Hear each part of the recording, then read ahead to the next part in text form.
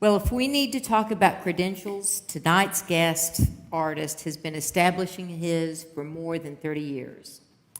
Just to give you a few highlights, Verlon Thompson has written hit songs recorded by Jimmy Buffett, Alan Jackson, Dierks Bentley, Anne Murray, the Nitty Gritty Dirt Band, Kenny Rogers, Randy Travis, Dale McCoury, Sam Bush, Trisha Yearwood, Pam Tillis, Susie Bogus, Barbara Mandrell, Tracy Bird, Guy Clark, Jerry Jeff Walker, and Rambling Jack Elliott, just to name a few.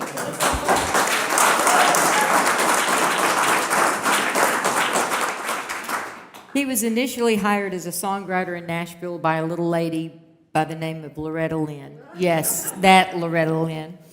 And many of his songs have spent time in the upper echelons of the Billboard Top 10 chart.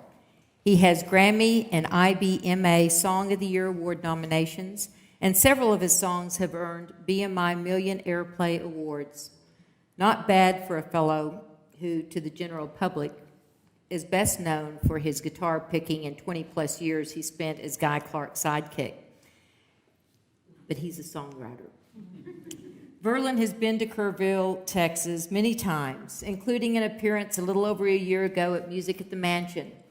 These days, he's been the subject of a video documentary that tells the story of his musical life, and he recently has added hosting a PBS television series to his resume, a program not too unlike this one, but he's really good. Anyway, I could sing his praises all night long, but I'd rather get on with letting him do his magical show and tell, all about the art and craft of songwriting. Please welcome back to Kerrville and to Schreiner University, Verlon Thompson.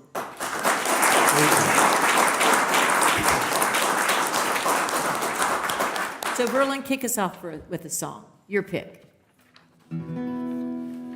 Well, I'll start you off kind of like, I start off most nights like this, because most of my shows are not really shows, they're conversations. Okay, it's a one-sided conversation, but what I try to do is just explain to you guys how I got here, where I started, and how it all came to be, and it takes all night to tell it. But I start off like this, and I'll try to do the short version because it can get long. The first thing I do is I usually walk out into the audience, and they panic. And I tell them, don't panic, I'm just checking you out to see what I've got to work with tonight, you know. And I tell them it's okay if they don't know anything about me. It doesn't matter, because by the end of the night, they're going to know all about me. And then I kick into this song.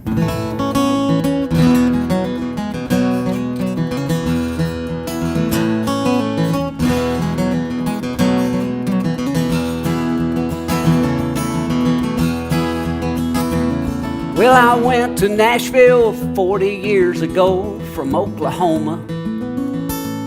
I walked away from rock and roll to get my honky-tonk diploma. I was hungry, young and hungry, and I was looking for an offer. And Miss Loretta Lynn, she took me in, that sweet coal miner's daughter. Bless her heart. But she never did do one of my songs. But one day she sat me down and she said, darling, you should hang around with guys like Holyfield and Harlan. Now let me stop here and explain who I'm talking about when I say Holyfield and Harlan. I'm talking about two great songwriters that came to Nashville about 10 years before I came there. The first being Waylon Holyfield. Waylon Holyfield wrote a bunch of big hits. The one you might remember the most is Could I Have This Dance for the rest of my life. That's Waylon Holyfield. And when I say Harlan, I'm talking about another great songwriter that came down from Detroit City, a guy named Harlan Howard. Harlan wrote songs like, well, Harlan wrote everything that Waylon Holyfield didn't write. So between the two of these guys, for about 10 years, they just dominated the charts. And that's why Loretta Lynn set me down in a chair and said, now, darling, you should hang around with guys like Holyfield and Harlan. She said they go to lunch and they smoke cigars and they don't drink a glass of brandy. She said they write big hits and they leave big tips and spend their evenings with their families, which sounded perfect to me. Oh, but I'm glad she didn't tell me just how far I had to go. In this show we call the business, in this business we call show.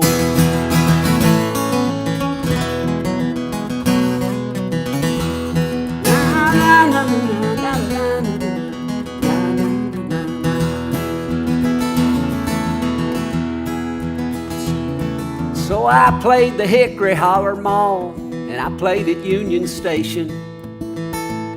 And I learned to do a pretty good Johnny Cash impersonation. And then one night he walked out of the back. It was him and Miss June Carter. I ain't lying to you. I was playing in a little joint. They stuck me at the end of the bar, and I was playing for tips. And when you're playing for tips, you do whatever it takes to make an extra $1 or $2. So I had just finished doing something like this. I keep a close watch on this heart of mine. I keep my pants up with a piece of twine. I keep the ends out for the tie that binds. Because you're mine, you pull the twine. Anyway, you know, I made a couple extra dollars and I was feeling pretty good about myself. And then the door opened back in the corner of the little place. And out of this private room, there stepped the man himself. This could only happen in Nashville, Tennessee. But there he was, Johnny Cash. And right behind him was June Carter.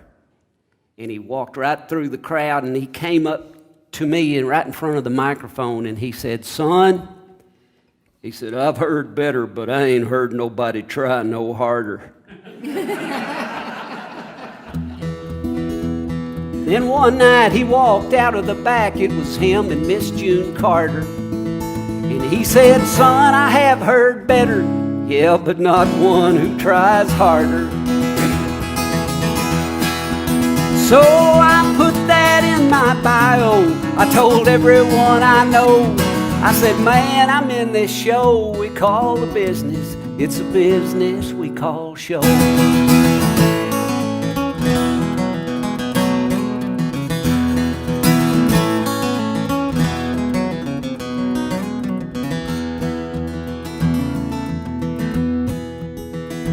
Well, it was Waylon Holyfield that introduced me to a Mr. Jimmy Gilmer of the Fireballs.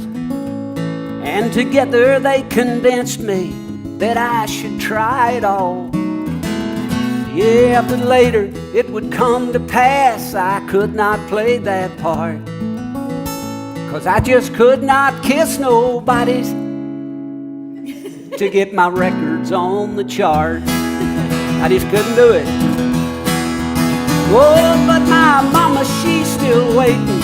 She listens by the radio. I say, mama, it's just a show we call the business. It's just a business we call show.